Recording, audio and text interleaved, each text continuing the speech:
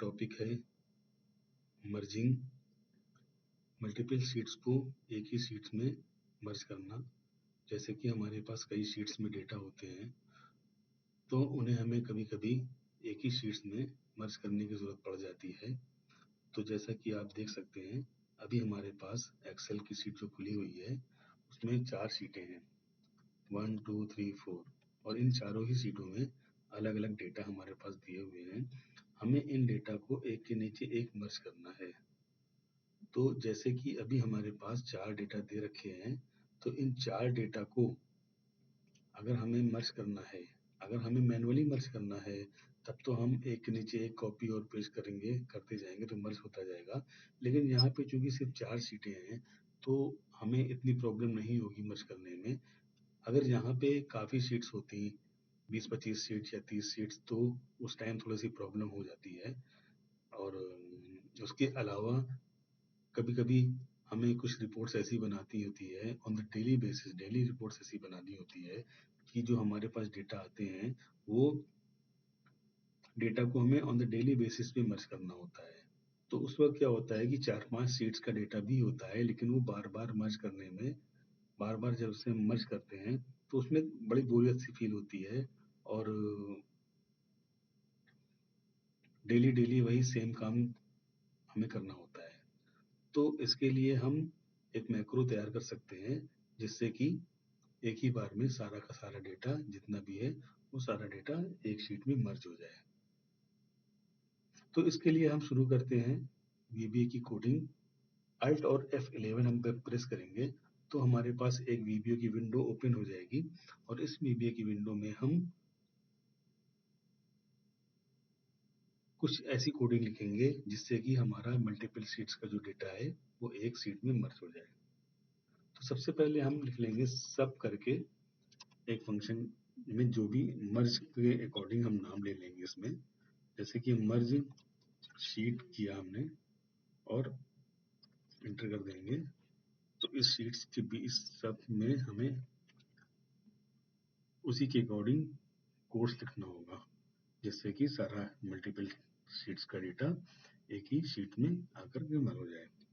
तो अब हम यहाँ पे सबसे पहले हमने इतना तो कर लिया कि अब सब फंक्शन बना लिया, और सब फंक्शन बनाने के बाद अब यहाँ पे हम देखते हैं जैसे कि मल्टीपल शीट्स है और हर शीट में एक हेडर भी वो है, employee ID, name, department, contact number.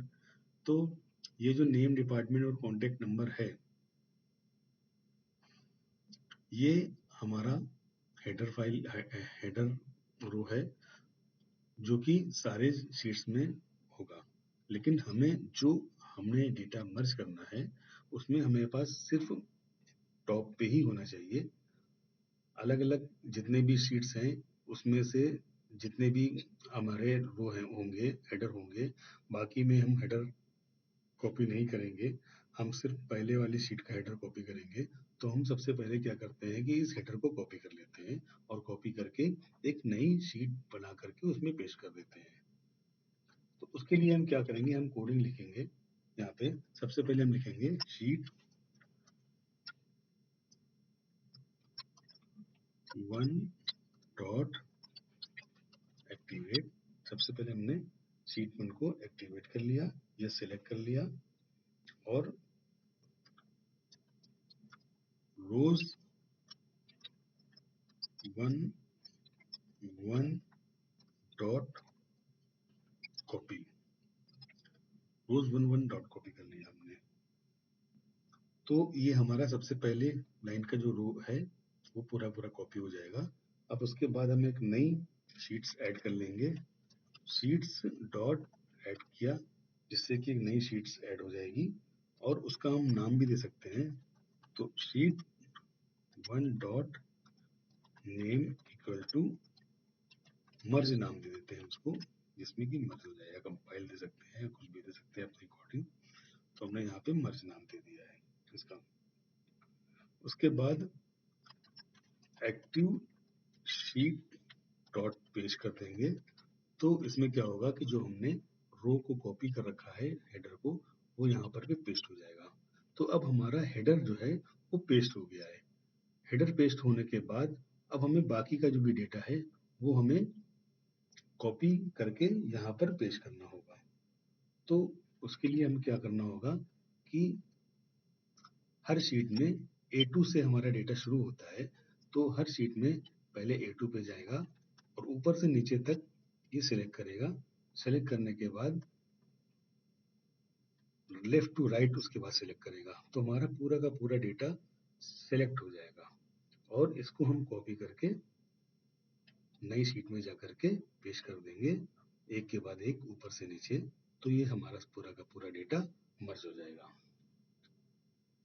तो उसके लिए क्या करेंगे हम, तो हम बार बार शीट को कॉपी करते रहना है, तो हम फॉर लूप लगाएंगे। तो हमने फॉर, अब इसमें हमें इंटीजर की जरूरत पड़ेगी, तो यहाँ पे I as I equal to और आई इक्वल टू 2 2 5 कर दिया। और आई जो है हम यहाँ पे इंटीजर ले सकते हैं, तो हम यहाँ पे लिख दिया हमने डिन आई एज इंटीजर।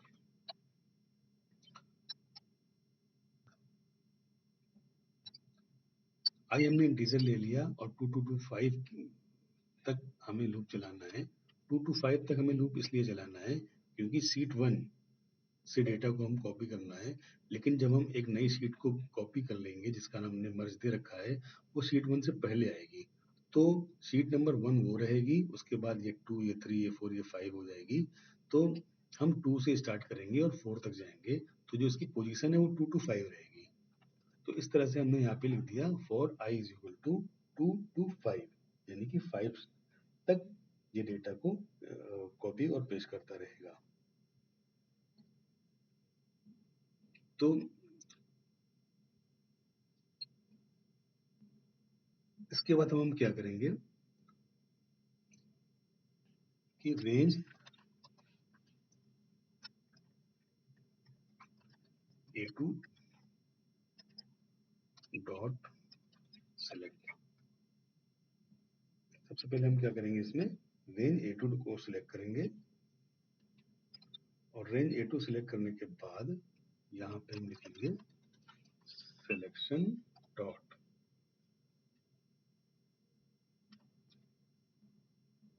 सिलेक्शन नहीं लिखेंगे, रेंज लिखेंगे पूरा, रेंज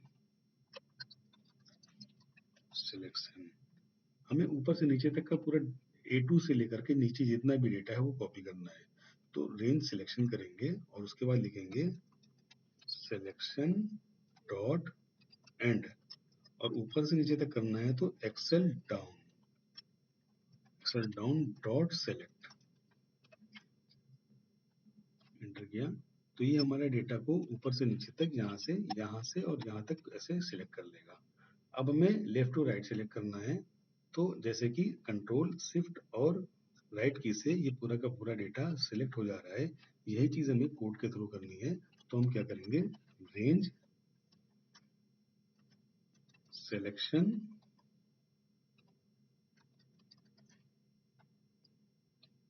सिलेक्शन डॉट एंड, और अब हम लिखेंगे excel to right dot select.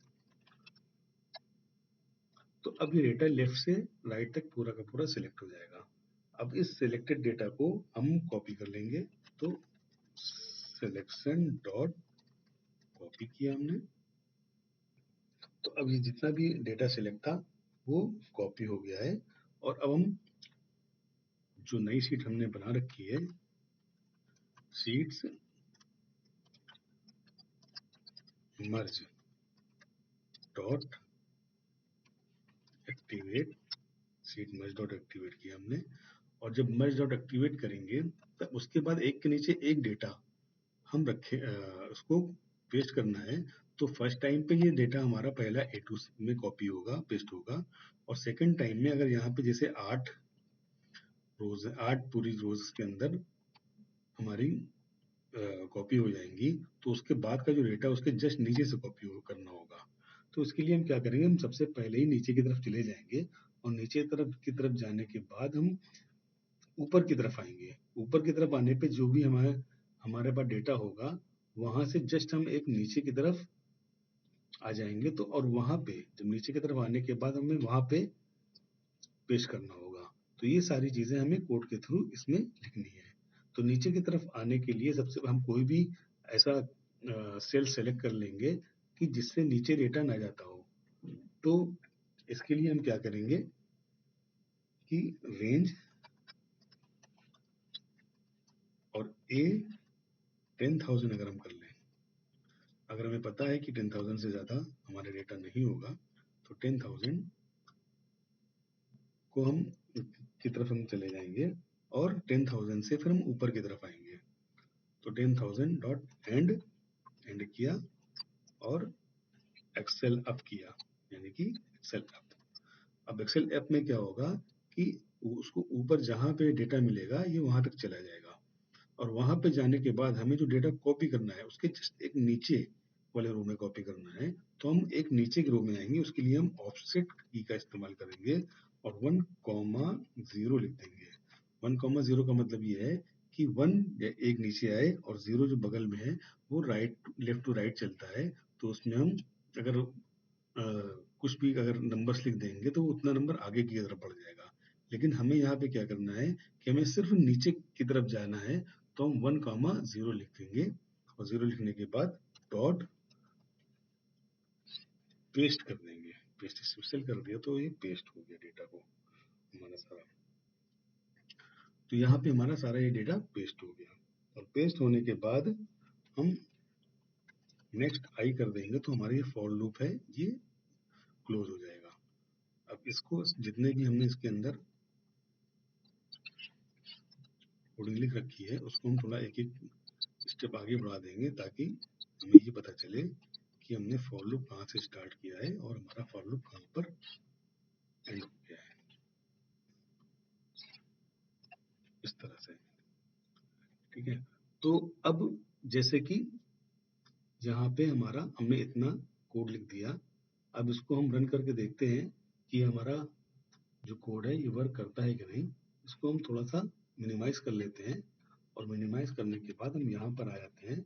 ये जितनी भी हमारा एक्सेल की शीट भी दिखाई दे रही है, और जब हम यहाँ से रन करेंगे तो हमें इधर पता चलेगा कि क्या क्या इसके अंदर एक्टिविटी हुई है, और अगर कोई एरर आती है तो उसको भी हम चेक कर सकते हैं।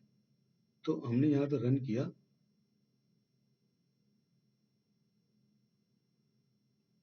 तो अभी डेटा रन नहीं हुआ, सिर्फ पहला वाला रन हुआ और बाकी एज इट इज बना हुआ है। तो इसके अंदर कुछ कमी रह गई है शायद। यहाँ पे जब हम A2 to A5 करते हैं और रेंज A2 डॉट सेलेक्ट करते हैं, तो यहाँ पे हमें एक लाइन और लिखनी पड़ेगी,